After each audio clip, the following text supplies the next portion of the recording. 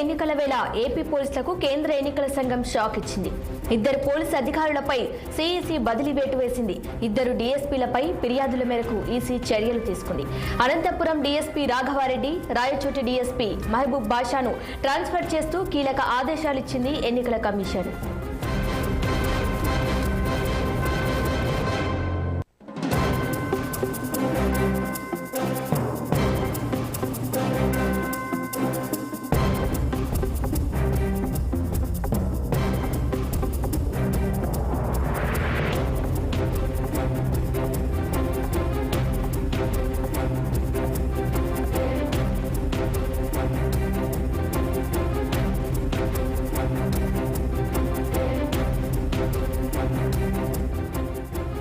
సార్వత్రిక ఎన్నికల వేళ ఏపీ పోలీసులకు కేంద్ర ఎన్నికల సంఘం షాక్ ఇచ్చింది. ఇద్దరు పోలీసు అధికారులపై సిఈసి బదిలీ వేటు వేసింది. ఇద్దరు డీఎస్పీలపై ఫిర్యాదు మేరకు ఈసీ చర్యలు తీసుకుంది.